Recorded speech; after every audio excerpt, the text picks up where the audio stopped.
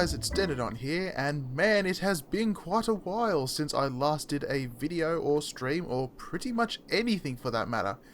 And in fact, this is a Star Citizen ship review, and I haven't done one of these in what, almost 2 years now? Going on 3? Just a bit of time, and yeah, the game has changed a bit since then too. And plenty of new ships as well, of course, so I figured I better start doing some of these again. To start things off, I've decided to go to Orison here, which is on the planet Crusader, which you may remember as being that gas giant that we could not access before. Well, now it does have its own accessibility. It has a cloud city, which I am standing in right now. And if you see these barges flying around, and then yes, this is the platforms of Orison.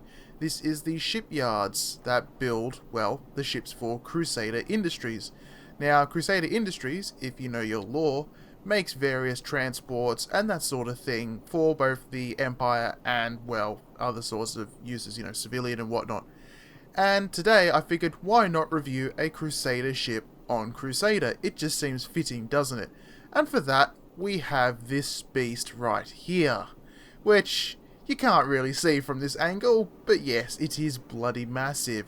This is the Crusader Hercules Starlifter, or more specifically, this is the M2 variant, which is the military model used by the UEE for all their airlift and tactical operations. Basically, picture it as being a C-130 or C-17 in space. And don't mind that camera shake there, I guess someone must have exploded nearby. Available for purchase for $520 US, or for about 5.5 million in game currency, the Hercules M2 Starlifter is a little bit perhaps on the more expensive side, but you do get a lot of ship for your money. Now, this is the middle ship in the range. There is a cheaper C2 variant, the civilian model, that has less firepower and less armor than this M2 variant, but carries considerably more cargo. I believe the C2 carries at the moment about 696 space. I forget the unit right now. I'm dumb like that. AUEC, that's it. But in terms of the M2, you get about 525, or 522, 525, something like that.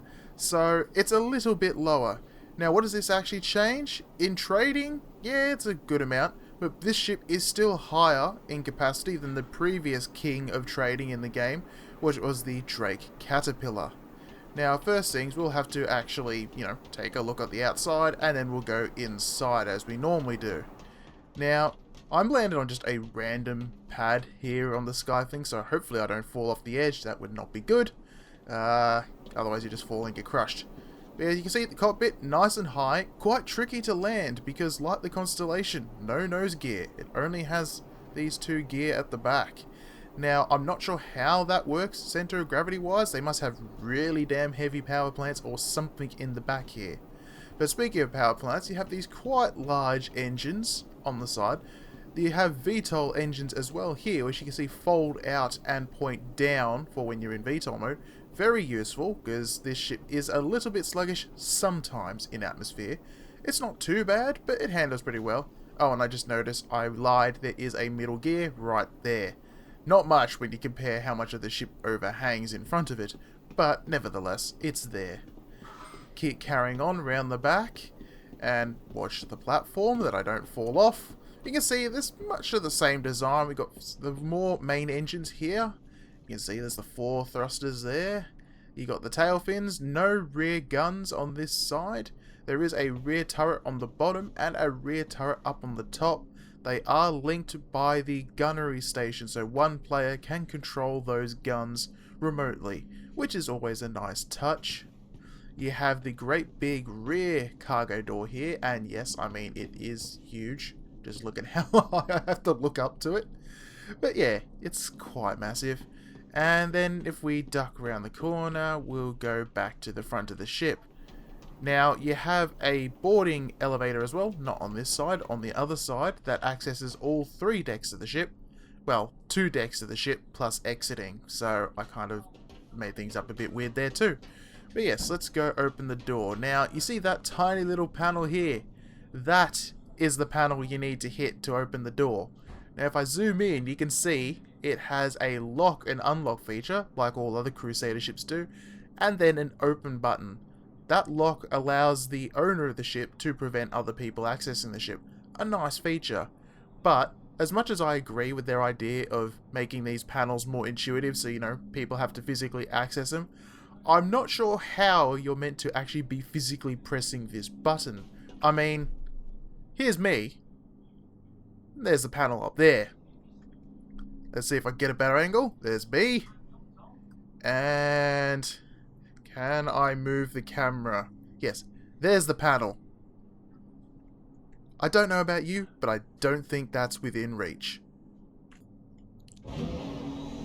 Opening the door, you're greeted by a very loud noise, effectively, as the great big clamshell doors open up, and then the ramp extends in a speed that's not excruciatingly slow, unlike the Carrack.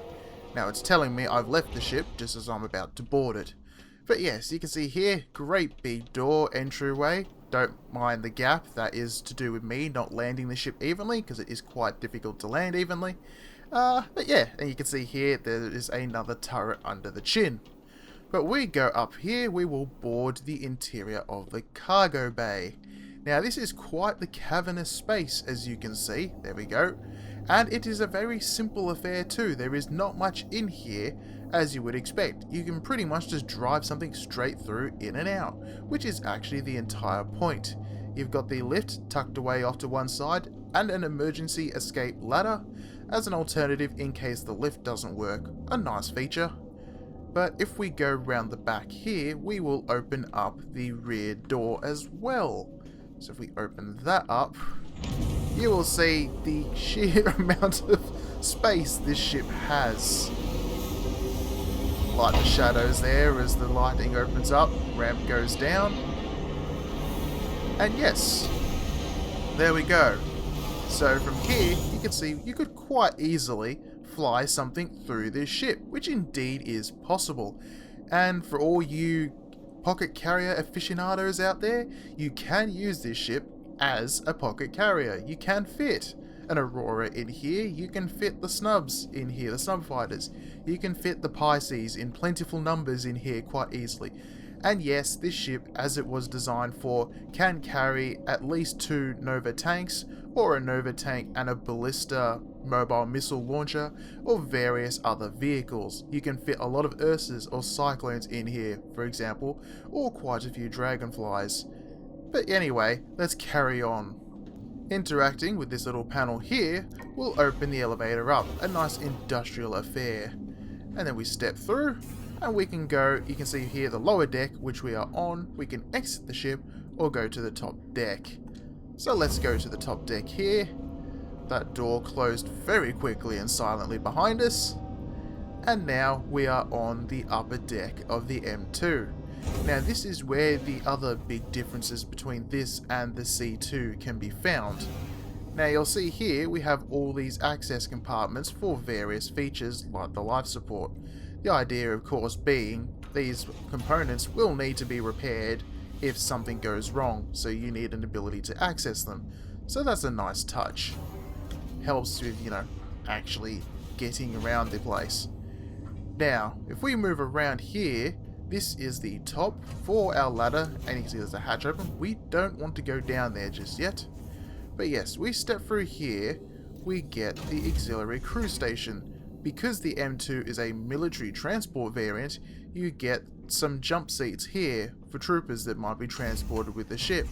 I'm not sure why you wouldn't want everyone just standing down below decks. I guess they plan on adding G-forces to the point, I mean they sort of do already, but to the point where you literally want to be in a seat for your initial arrival. So yes, there's 12 seats here, all nicely numbered. I'm not sure why they need to be numbered, but they are. And if we carry on down here, you got some space for supplies, not a lot of space. The troops have their own toilet or water closet, which is interesting. And then if we carry on through the back here, we go through the armory, very silent door. And yes, you have lots of space here for the troops to carry their own armor. Because of course, their original intention is that people wearing heavy armor cannot interact with a lot of seats, so you might want to store your armor somewhere. Same thing here with all your weapons, your big guns. If you want to carry multiple, you'll want to store them here. The civilian variant does not have any of this. It has a recreation room and that sort of thing in this space instead. The M2 foregoes such luxuries. You can live off military rations in this ship if you prefer.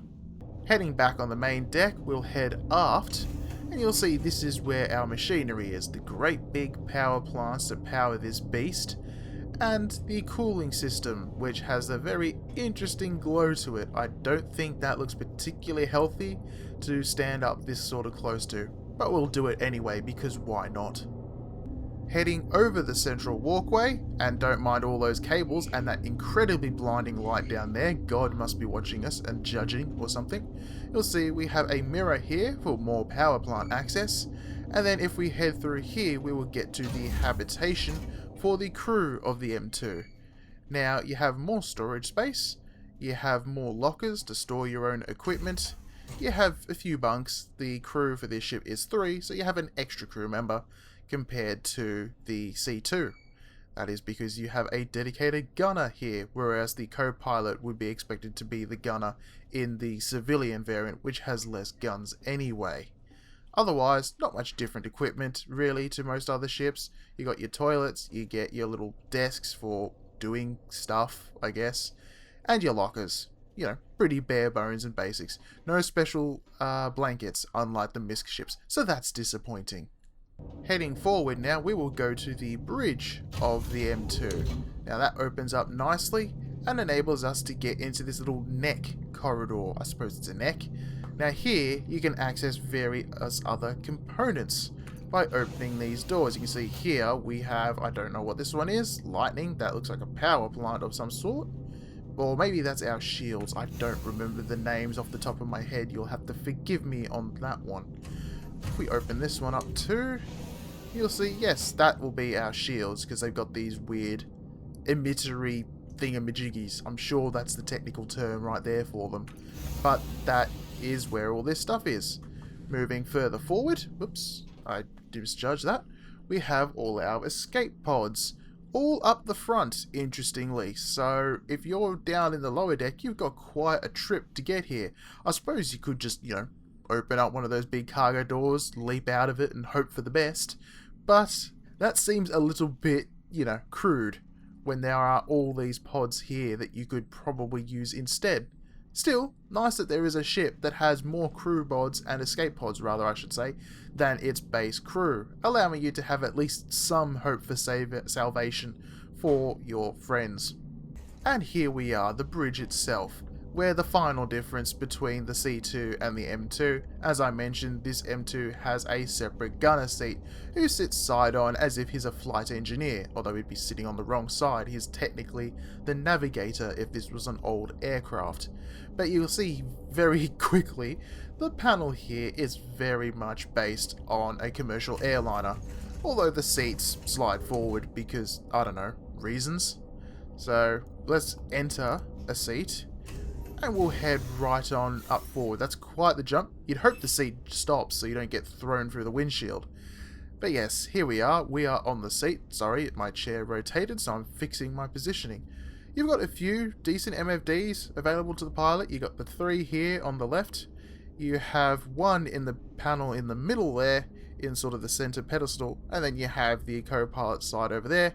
And then a few switches up the top and the switches down the bottom. Now all these switches do seem to be actually bound to something.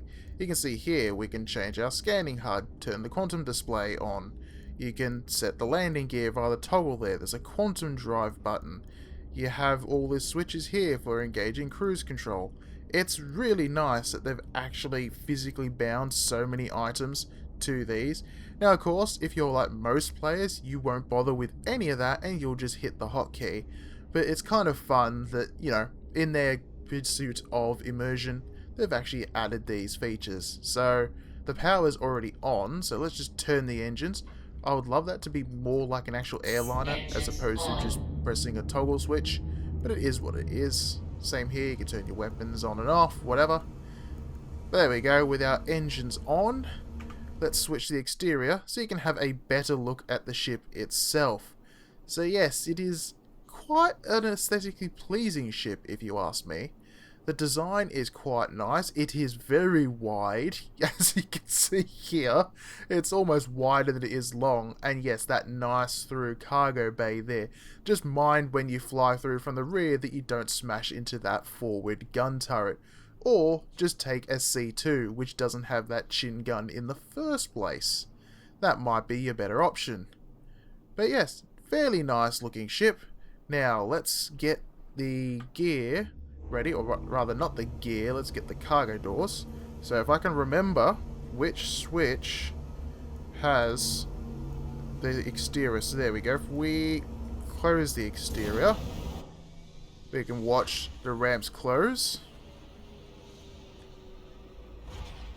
And we can get ourselves ready for departure.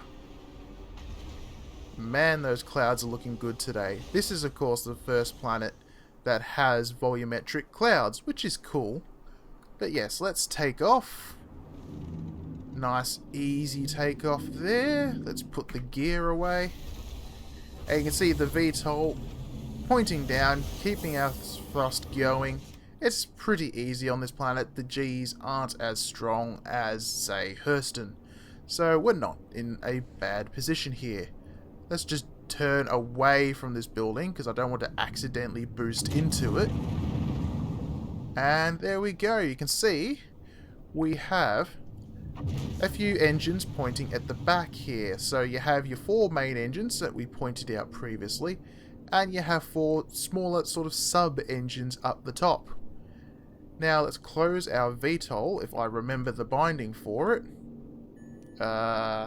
I'm not sure if I remember the binding for it, but I'll find it. There we go.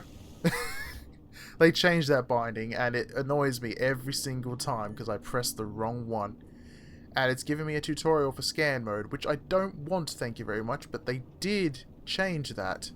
So I suppose that might be why they're doing it. Yes, the M2 handles quite nicely in atmosphere, as you would hope, for a company that boasts about its transports. You see, it handles fairly gently, but you can do some quite quick maneuvers if you really want to. We are nearing a restricted area, so we better turn away from that. But yes, it handles fairly well. And the visibility, you may think it's limited, but I don't know. I'm used to flying the Freelancer, to be fair, so for me, this is perfectly normal. You can see here we're doing about 112 meters a second. This ship can go considerably faster than that. I can't remember what it exactly tops out at, but it goes, well, about what you would expect, really, for a ship of this size. So if we set our cruise control there, we will get ourselves moving. Yeah, ain't that a sight. Now, this ship was a bit of a while in the making, but I have to say it was definitely worth it. I mean, if you want a pretty decent transport that can also carry all sorts of other material, whatever you may happen to want and do, this is probably the ship for you. Now, yep, let's not crash into the platforms. That would be bad. I try not to collide into stuff all the time, just some of the time, you know? So anyway, that was a overly long look at a Crusader M2 Hercules Starlifter. I hope you enjoyed this. I do need to get in the habit of making content again. I do still enjoy it, I just wanted to make sure that the content I made was something I could actually enjoy. Because otherwise, what's the point? I mean, you know, you guys are interested in watching this stuff, and I like making it. So why not try and address both at the same time, I should say. It would help if I could actually speak English now, wouldn't I? But I'm Australian, so you're lucky I can even speak in a dialect you understand. But in the interim, this has been Star Citizen and the Hercules Starlifter review. I hope you enjoyed. Safe landings.